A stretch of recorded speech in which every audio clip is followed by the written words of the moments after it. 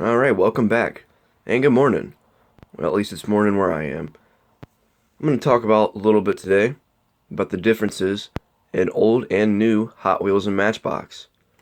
And I figured I'd go ahead and do a quick little unboxing. Found this behind my table here. Must have dropped out of a bin at some point.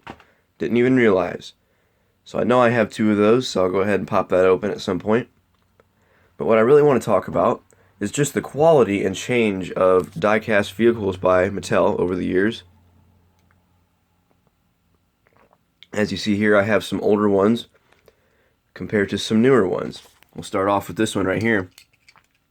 This is an early 80s Porsche 928 Turbo. A little play worn, but for considering how old it is with the gold Hot One wheels and everything, it's in pretty decent shape.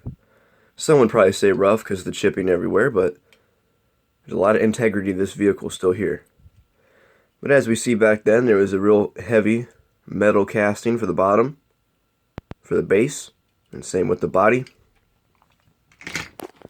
And you can almost hear when you set that down, it's a little bit more of a hunk than some of these other vehicles nowadays. Makes a different sound when they roll too. Awesome. So compare that to a sought after casting that just came out recently. And this is the Mazda MX-3 RX-3, excuse me. And this one, very, very cool looking tuner car. Now this one's featuring the plastic bottom, plastic base, and it does have a metal body, as most will do nowadays. Most will have. Nice roller. So really over the years, the quality just goes down in terms of how much die-cast metal is on each vehicle. That's not surprising because prices of metals and manufacturing and things like that. Now we'll move on to these old ones here. I think these are both Hot Wheels. And I have a Matchbox Mustang to go along with it. I know I have Hot Wheels Mustangs around here somewhere. I have a lot of them. But I just didn't feel like digging them out, and I had this one right here as a comparison. We'll look at this one. Nice heavy again, even featuring some white walls on this one. An opening hood. Metal bottom base. This one's a Malaysia base, been stamped over.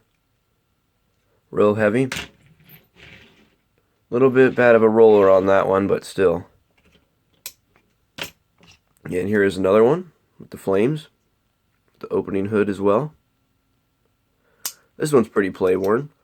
This is pretty much just a junkyard piece at this point, but you can really hear the weight to it. Awesome. So compare that to a newer model Mustang. We still see that repetitive plastic base. That's pretty common for most vehicles unless you get premium cars, which if I'm correct, I believe every premium car is made with that awesome quality, with that metal base. Rubber tires, real riders. These are very, very cool.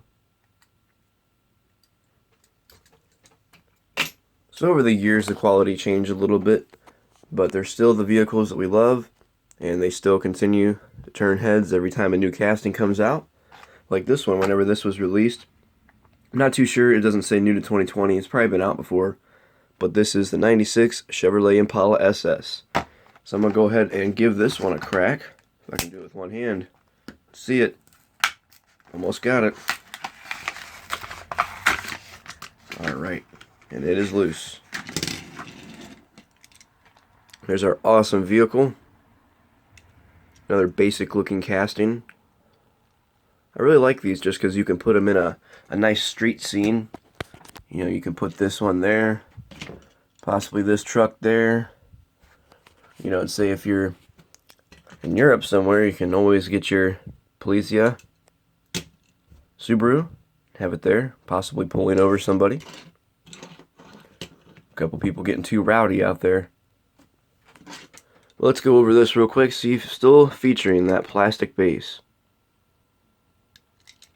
The metal body, It's a nice casting. I don't dislike this at all. Like I said, I kind of do enjoy the plain look on some of these vehicles.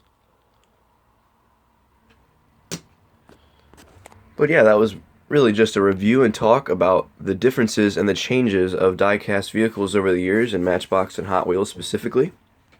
I hope you enjoyed that. And as always, come back for the next one. Stay safe.